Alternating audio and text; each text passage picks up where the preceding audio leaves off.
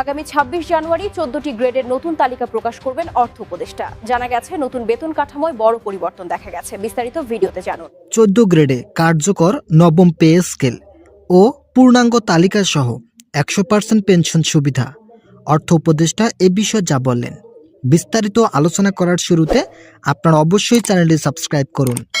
অবশেষে আজ ১৪ গ্রেডে নবম বেতন স্কেল কার্যকরের পূর্ণাঙ্গ তালিকা নিয়ে নতুন সিদ্ধান্তের কথা জানায় অর্থ উপদেষ্টা। পে কমিশনের একাধিক সূত্র ইতিমধ্যে গণমাধ্যমকে নিশ্চিত করেছেন যে আমরা জানুয়ারি থেকে নবম পে স্কেল কার্যকর করব, কিন্তু গ্রেড ভিত্তিক তালিকা এখন পর্যন্ত প্রকাশ করা হয়নি। তবে আজ গণমাধ্যমে একটি বিষয় উঠে এসেছে। সেখানে বলা হয়েছে গ্রেড সংখ্যা ১৪টি রেখে নবম পে স্কেল বাস্তবায়ন করা হবে। এতে করে যারা নিম্ন গ্রেডের কর্মচারী আছেন তারা আগের তুলনায় অধিক হারে সুযোগ সুবিধা পাবেন। নাম অপ্রকাশিত রাখা শর্তে একজন ঊর্ধ্বতন কর্মকর্তা বলেন, বেতন বৃদ্ধির যত জটিলতা ছিল সকল কিছুই ইতিমধ্যে শেষ হয়েছে।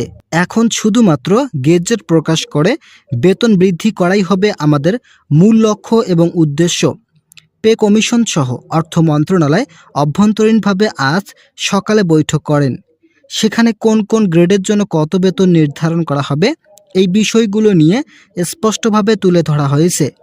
সংশ্লিষ্ট কর্তৃপক্ষের একাধিক সদস্য নিশ্চিত করেছেন যে আমরা অন্তর্বর্তীকালীন সরকারের আমলে ২২,০০০ কোটি টাকা বাজেট বরাদ্দ রেখে বেতন বৃদ্ধি করব।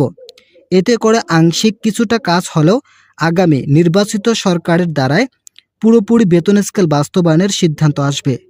তারা আরও বলেন, বেতন বৃদ্ধির বিষয়গুলো নিয়ে আমরা ইতিপূর্বে কয়েক দফায় বৈঠক করেছি, তবে সেখানে নির্বাচিত সরকারের দ্বারাই বাস্তবায়নের বিষয়টি উল্লেখ করা হয়েছিল।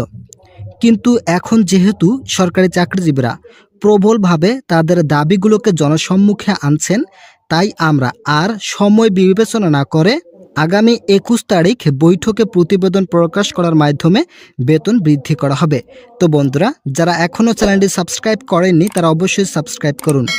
গেজেট কবে প্রকাশ করা হবে এই বিষয়ে জানতে চাইলে সংশ্লিষ্ট কর্তৃপক্ষ জানায়, গেজেট প্রকাশের বিষয়টি একটু জটিল প্রক্রিয়া। দীর্ঘদিন থেকে এই বিষয়টি নিয়ে পে কমিশন ও অর্থ মন্ত্রণালয়ের মাঝে ব্যাপক আলোচনা হয়েছিল। আমাদের কাজ যেহেতু ইতিমধ্যেই শেষ হয়েছে, এখন পে কমিশনের পক্ষ থেকে অর্থ মন্ত্রণালয়ের নিকট আগামী ২১ তারিখ যখন রিপোর্ট পেশ করা হবে, ঠিক তার ৩ থেকে ৪ কর্মদিবসের মধ্যেই গেজেট প্রকাশ বাধ্যতামূলক করবেন অর্থ উপদেষ্টা। এই সিদ্ধান্ত বাস্তবায়ন করা হবে আগামী ২৫ তারিখের মধ্যেই। যেহেতু ফেব্রুয়ারি মাসের দিকে নির্বাচন, তাই নির্বাচনে যাতে কোনো ধরনের অস্বাভাবিক পরিস্থিতি তৈরি না হয় সেই দিকগুলো বিবেচনায় নিয়ে গেজেট প্রকাশের নতুন মাপকাঠি তৈরি করেছেন কর্তৃপক্ষ। সংশ্লিষ্ট কর্তৃপক্ষের একাধিক সূত্র আজ গণমাধ্যমে এই বিষয়গুলো পুঙ্খানুপুঙ্খানুভাবে তুলে ধরেন। একই সঙ্গে প্রধান উপদেষ্টা বলেন, পে কমিশনকে নির্দেশ দেওয়া হয়েছে আগামী ২১ তারিখ রিপোর্ট প্রদান করার জন্য, যার ফলে পে কমিশনের ২০ সদস্য সময় বিলম্ব না করে ইতিমধ্যেই তাদের কার্যক্রম চালিয়ে যাচ্ছেন। কোন কোন গ্রেডের জন্য কত বেতন নির্ধারণ করা হলে বৈষম্য থাকবে না এই বিষয়গুলো নিয়েও আলোচনা করেছে পে কমিশন ও অর্থ মন্ত্রণালয়। তবে বাংলাদেশের ২২ লক্ষ সরকারি চাকরিজীবীদের বেতন বৃদ্ধির বিষয়গুলো খুবই দ্রুততার সঙ্গে কার্যকর করা হবে বলে নিশ্চয়তা দিয়েছে প্রধান উপদেষ্টা। তিনি স্পষ্ট ভাষায় বলেন, সময় বিলম্ব করা মানেই নবম পে স্কেলের জটিলতা বৃদ্ধি করা। তাই যাতে কোনো ধরনের জটিলতা তৈরি না হয় সেই উদ্দেশ্যেই আগামী ২১ জানুয়ারি ডেডলাইন প্রকাশ করা হয়েছে। তো বন্ধুরা, যারা এখনও চ্যানেলটি সাবস্ক্রাইব করেনি তারা অবশ্যই সাবস্ক্রাইব করুন। পেনশন সুবিধা বৃদ্ধির বিষয়টি নিয়ে জানতে চাইলে পে কমিশন ও অর্থ মন্ত্রণালয় বলেন, আমরা পেনশন সুবিধা শতভাগ করার লক্ষ্যে খসড়া তৈরি করেছি। ইতিমধ্যে খসড়া প্রস্তুতির কাজ ৯০% শেষ হয়েছে। যে কোনো সময় অর্থ মন্ত্রণালয়ের নিকট এটি প্রদান করা হবে। যেহেতু কর্মচারী মহলের সদস্যরা দীর্ঘদিন থেকে বেতন বৃদ্ধির জটিলতায় ভুক্তভোগী, তাই আমরা তাদের জটিলতা থেকে দূর করতে ইতিমধ্যেই অর্থনীতিবিদ সহ বিভিন্ন সচিবদের সঙ্গে বৈঠক করেছি। বৈঠকে অবসরকালীন ভাতা শতভাগ করার বিষয়ে অর্থনীতিবিদরা তাগিদ দিয়েছেন। তারা বলেছেন, বাজার দরের ঊর্ধ্বগতির সঙ্গে সামঞ্জস্যতা ফিরিয়ে আনতে হলে অবশ্যই যারা অবসরপ্রাপ্ত চাকরিজীবী আছে তাদের অবসরকালীন ভাতা বৃদ্ধি করা প্রয়োজন। কেননা তারা একই বাজারে কেনাকাটা করেন, তাই তাদের অর্থনৈতিক ঘাটতির দিকগুলো বিবেচনায় নিয়ে পেনশন সুবিধা বৃদ্ধি করা প্রয়োজন।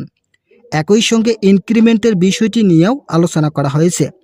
2015 সালের 8ম বেতন স্কেলে ইনক্রিমেন্ট ছিল মাত্র 5%, তাই এখন এই ইনক্রিমেন্ট বৃদ্ধি করে 10% পর্যন্ত রাখার প্রস্তাব এসেছে। যেহেতু কর্মচারীরা ইনক্রিমেন্টের জন্য সমস্যায় পড়তে পারেন, বিশেষ করে বেতনের সর্বোচ্চ সীমারেখায় পৌঁছানোর বিষয়ে, তাই ইনক্রিমেন্ট 10% রাখা হলে তারা দ্রুত সিলিংয়ে পৌঁছাতে পারবেন। আশা করা যাচ্ছে দ্রুত এটি বাস্তবায়ন হবে। যেহেতু আগামী 21 তারিখ ডেডলাইন প্রকাশ করা হয়েছে, তাই পে কমিশন শ্বাসরুদ্ধকর পরিস্থিতিতে সকল বিষয় বাস্তবায়নের লক্ষ্যে কাজ করছেন। ভিডিওটি শেষ করার পূর্বে আমি আপনাদের কাছে রিকোয়েস্ট করতেছি, আপনারা যারা এখন পর্যন্ত আমাদের এই চ্যানেলের নতুন সদস্য আছেন তারা পরবর্তী আপডেট পেতে চ্যানেলটি সাবস্ক্রাইব করুন।